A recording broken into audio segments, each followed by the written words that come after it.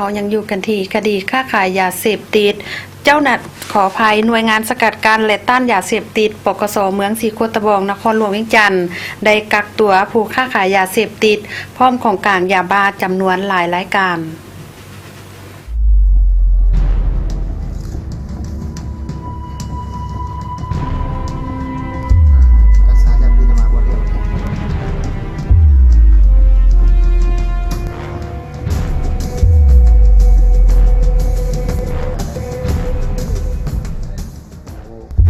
ที่เจ้าหน้าที่ตำรวจกองบัญชาการปกส.เมืองศรีโคตะบองได้รับแจ้งข่าวจากพลเมืองดีว่ามีผู้ค้าขายยาเสพติดอยู่เขตบ้านหนองแตงใต้เมืองศรีโคตะบองนครหลวงเวียงจันทน์จากนั้นกองบัญชาการปกส.เมืองศรีโคตะบองก็ได้จัดตั้งหน่วยงานสกัดกั้นและต้านยาเสพติดลงติดตามเป้าหมายดังกล่าวมาฮอดวันที่14สิงหาคม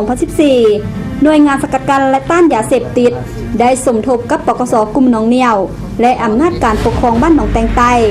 เข้ากวดค้นเฮือนของเป้าหมายจึงพบเห็นยาบ้าจำนวน509เม็ด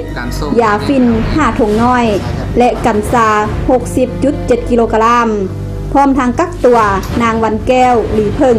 อายุ42ปีประชาชนบ้านหนองแตงใต้เมืองศรีโคตะบองนครหลวงเวียงจันทน์ผ่านการสืบสวนสอบสวนผู้เกี่ยวรับสารภาพว่ายาบ้าฟินและกัญชาที่เจ้าหน้าที่ยึดได้ในครั้งนี้แม่นของตนแท้ซึ่งได้ติดต่อซื้อกับผู้ร่วมขบวนการโดยการใช้โทรศัพท์ในการติดต่อสถานที่ซื้อขายยาบ้าและได้นัดซื้อในวันที่14สิงหาคม2014จำนวน510เม็ดในราคาเม็ดละ 7,000 เก็บแล้วเอามาขายในราคาเม็ดละ 15,000 เก็บส่วนยาฟินและกัญชาแมนซื้อจากประชาชนบ้านผาเมืองคำเกิดแขวงบริคำไซในวันที่12สิงหาคม2014ได้สั่งซื้อยาฟินจำนวน5ถุงน้อยในราคาถุงละ 25,000 กีบและกัญชาจำนวน 60.7 กิโลกรัมในราคากิโลละ 50,000 กีบ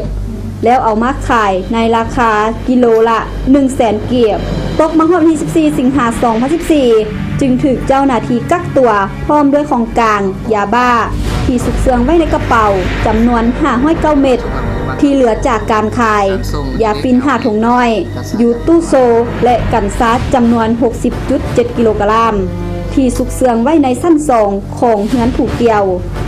ต่อกับคดีดังกล่าวปัจจุบันเจ้าหน้าที่กำลังเก็บกำข้อมูลและขยายผลหาผู้ร่วมขบวนการมาดำเนินคดีตามระเบียบกฎหมาย